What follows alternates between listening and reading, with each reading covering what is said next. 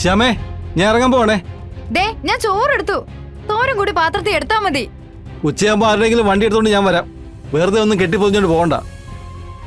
നിന്നെ അതെ, ഇതങ്ങ് കൈ കൊണ്ടുപോയാലേ ഉച്ചവേലും കൊണ്ട് ഓടി ഇങ്ങ് വരണ്ടല്ലോ. ശരി, എല്ലാ ഭർത്താക്കന്മാരെ സമയം കിട്ടുമ്പോഴൊക്കെ വീട്ടിലേക്ക് വരണമെന്ന് ആഗ്രഹിക്കുന്ന ഭാര്യമാരാണ് കൂടുതലും.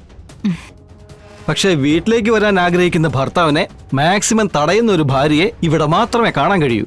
ആ അത് പിന്നെ വെയില് കൊണ്ട് വാടണ്ടെന്ന് കരുതി പറഞ്ഞതാ. അല്ല, ഇനിയിപ്പോ ഞാൻ പറഞ്ഞത് ഇഷ്ടപ്പെട്ടില്ലെങ്കിൽ അതിങ്ങ് തന്നേരെ. വരണെങ്കി വാ. ഓ, എന്നിട്ട് വേണം നിനക്ക് എന്തെങ്കിലുമൊക്കെ പറഞ്ഞുണ്ടാക്കാനല്ലേ? അപ്പോ ഞാൻ പറയുന്നതാണോ കുറ്റം? രോഹിത് കാണിക്കുന്നതിന് ഒരു കുറ്റമില്ലേ? ഞാൻ എന്ത് കാണിച്ചു എന്നാ നീ പറയുന്നേ? രോഹിത്തെ, നമ്മൾ എത്ര കാലമായി രോഹിത്തെ ഒന്നിച്ച് ജീവിക്കാൻ തുടങ്ങിയിട്ട്? ഇടയ്ക്കിടയ്ക്ക് ഫ്രൂട്ട്സ് വാങ്ങിച്ചു വരുന്ന പോലെ എന്നെങ്കിലും ഒരിക്കല് എനിക്ക് മാത്രമായിട്ട് രോഹിത് എന്തെങ്കിലും വാങ്ങിച്ചോണ്ട് വന്നിട്ടുണ്ടോ? ഉണ്ടോന്ന്? അപ്പൊ വെറുതെ അല്ല നീ കിടന്ന് ബഹളം ഉണ്ടാക്കുന്നല്ലേ? കാണിക്കുന്നതൊക്കെ മനസ്സിലാകാതിരിക്കാനേ ഞാൻ അത്ര മണ്ടിയൊന്നുമല്ല. ഹോസ്പിറ്റലിലെ കാര്യങ്ങളൊന്നും ഞാൻ പിന്നെ പറഞ്ഞറിയിക്കേണ്ട കാര്യമില്ലല്ലോ. ഓറഞ്ച് പൊളിച്ചു കൊടുക്കുന്നു, എന്നാ പിന്നെ വായിലോട്ട് അങ്ങ് വെച്ചു കൊടുക്കാൻ പാടില്ലായിരുന്നു. ശ്യാമേ, നീ നിന്റെ സ്വന്തം ചേച്ചിയെ കുറിച്ച് പറയുന്നുള്ള ഓർമ്മ നിനക്ക് വേണം. ആരായാലും എനിക്കെന്താ? തെറ്റ് കണ്ടാ ഞാനത് തെറ്റാണെന്ന് തന്നെ പറയും. അതിപ്പോ എന്റെ അച്ഛനാണെങ്കിൽ പോലും. നീ ഇങ്ങനെയാണെങ്കിൽ നിന്റെ കൂടെ എങ്ങനെയാണ് ഞാൻ മനസ്സമാനത്തോടെ ജീവിക്കുന്നത്? അല്ലെങ്കിലും മനസ്സ് കള്ളത്തരമുള്ളവർക്കേ നല്ല രീതിയിൽ ജീവിക്കാൻ പേടിയായിരിക്കും. എപ്പോഴാ കൈയോടെ പൊക്കുന്നെന്ന് പറയാൻ പറ്റില്ലല്ലോ. നീ നന്നാവില്ലടി, ഒരിക്കലും നന്നാവില്ല.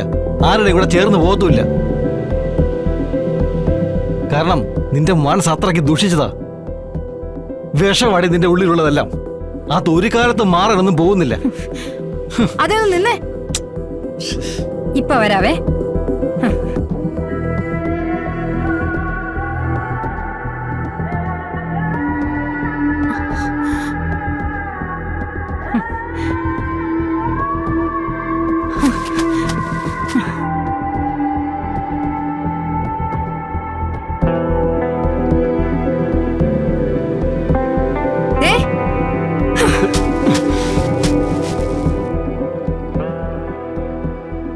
ഇതും കൂടി കൊണ്ടുവയ്ക്കോ. ഇവിടെ ആർക്കും ഇത് കഴുകി വൃത്തിയാക്കി കൊടുക്കാനുള്ള നേരമൊന്നുമില്ല. അഹങ്കാരമടി നിനക്ക്. ഈ അഹങ്കാരത്തിനുള്ള മറുപടി നിന്റെ കാരണം നോക്കി ഒരു അടിയാ. നീ എന്നെ കൊണ്ടത് ചെയ്യിക്കരുത്, കേട്ടല്ലോ? എന്താ എന്താ ഇവിടെ കണ്ടില്ലേ സൈ കിടക്കുന്നേ?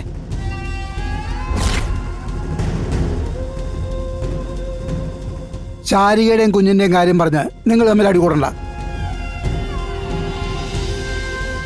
അതിനെ നമുക്ക് എന്തെങ്കിലും വഴി കാണാം. എന്ത് വഴി? ഒരു വഴിയുമില്ല. ആ കൊച്ചി കുടുംബം തകർക്കും. അതിനു വേണ്ടി ജനിച്ച അസുര വിത്തോ അത്. മുറിച്ചിട്ടാ മുറി കൂടുന്ന ഇനം.